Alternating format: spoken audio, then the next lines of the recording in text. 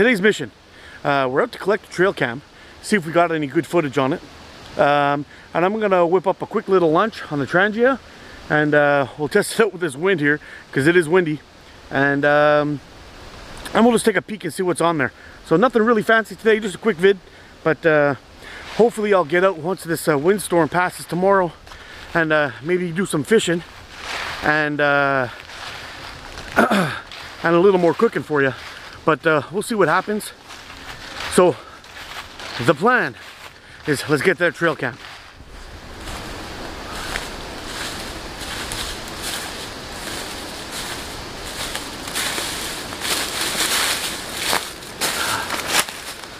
All right, 200 more yards and we're there.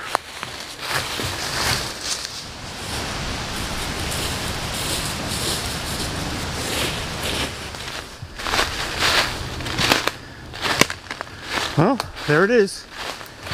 It's still here.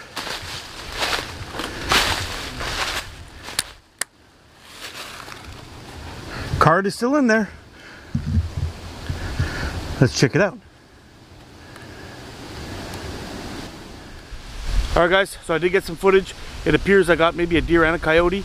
So basically what I'm going to do is I'm going to take the footage and I'm going to attach everything at the end of this video. So now we got our camera back. As soon as we get our camera back, we're going to get lunch on.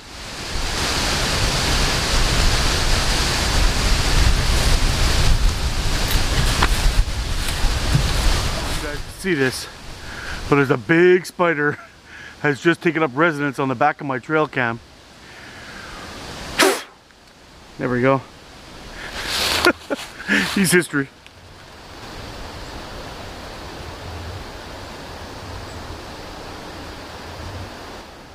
It's alright, we got a seat. Now let's get this pack off and get some lunch going. I don't know if you remember in my previous video, I was talking about I was waiting on a bottle for the fuel, and I got one of these guys. I mean, it is pretty expensive, I guess. But the cool thing about it is you don't have to worry about leaking. It's not going to squish, so if you have some pressure on the inside, it's not going to make the seal break or become loose. You basically unscrew this guy, fill it up, then screw it back on, and then you got this little cap here right up on top, and you twist that, and that enables it to work as a button. So you can actually fill up your Trangia stove like this, and then once you screw it back down, it's safe. You don't have to worry about it pushing in and actually leaking all over the place. And it's made by Trangia, made in Sweden. Works pretty good.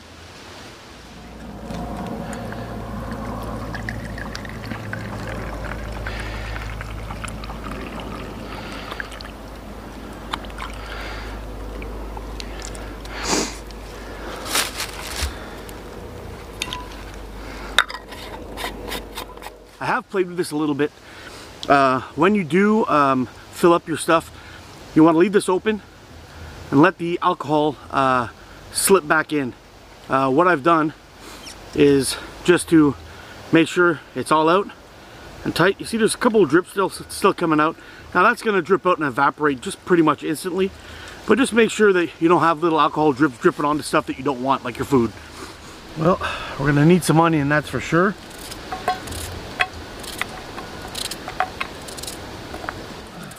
So usually when I come into the woods, I bring an assortment of spices with me and whatnot, but today I didn't.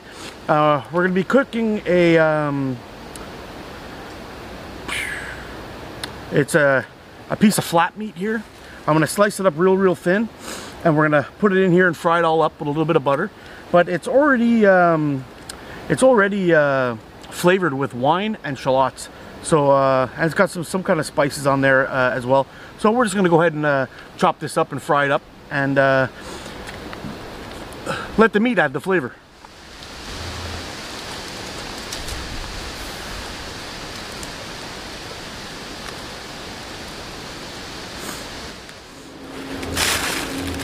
So we got a mountain full of full of flat meat and mushrooms and onions.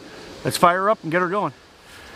The Kellampuco really doesn't spark a ferro rod really well, but we're going to give it a try anyway. See how it goes. We'll take that off.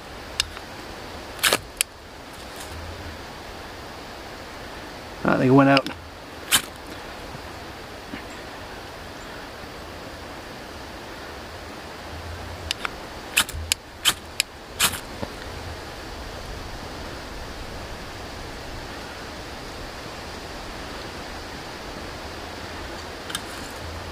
I think we got it. Ooh, yep, we got it. All right, so we'll give that a minute, let it heat up, and then we'll get cooking.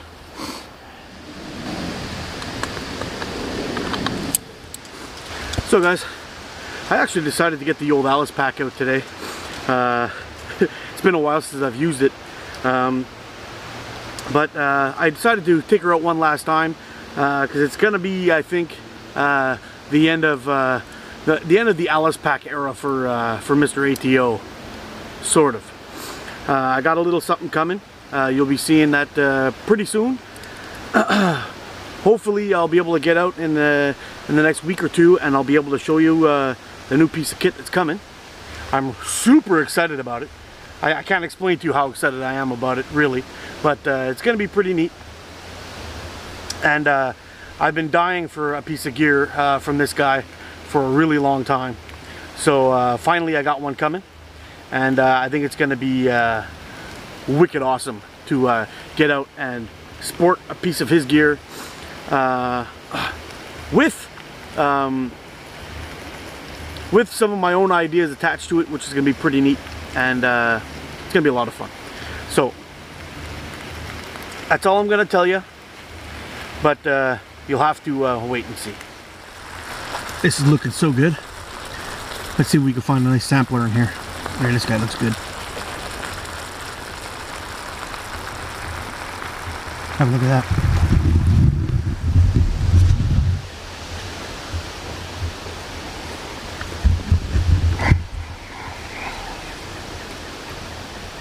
Oh man, welcome to Flavor Town.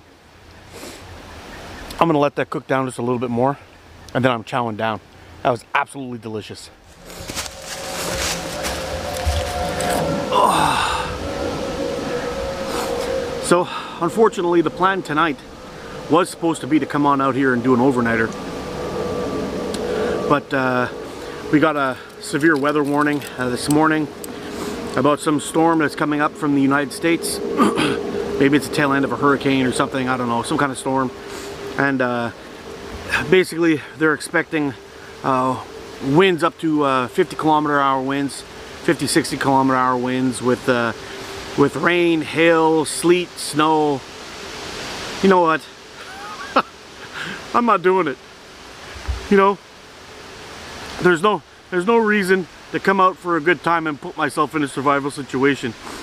With the wind as it is, I can hear branches and things falling all around, and when the wind gets up to be that high, I don't want to risk getting killed or anything. So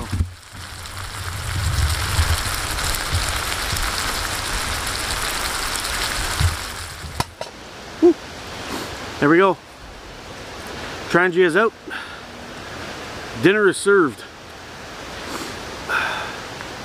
You know, the funny thing is, there's a lot of people talk about eating filet mignon or rib steaks or all this stuff, but you go out and get yourself a nice piece of flat meat, or blade roast, or cross rib roast, any one of those guys, which is considered a lesser quality meat, but you cook that low and slow, and the flavor that comes out of that thing is the bomb, and it becomes tender, tender, tender. I'll tell you, this is absolutely delicious. I kind of wish now I would have brought some green peppers and a little bit of cream sauce to go with these mushrooms and onions. Would have been amazing.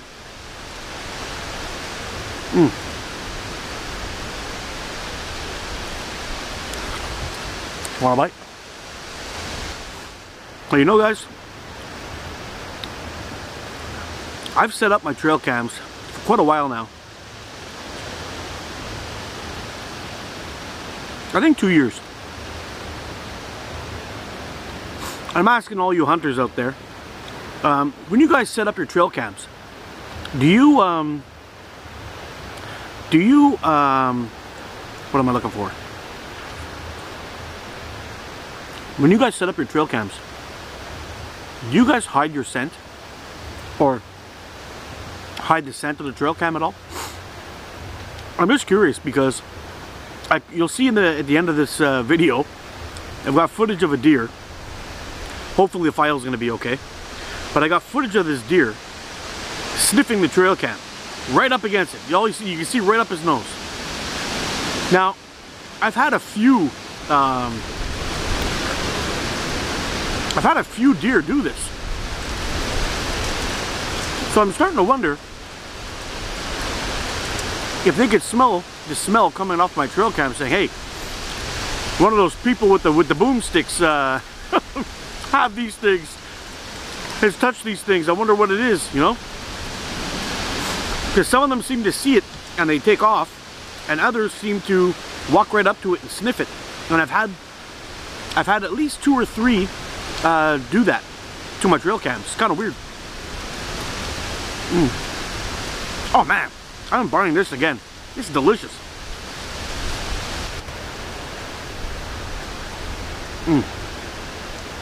Alright guys, I'm not going to make you sit here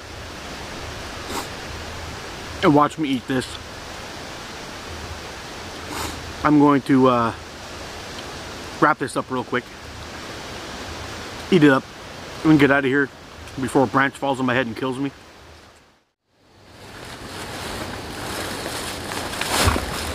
Always make sure, pack out your garbage.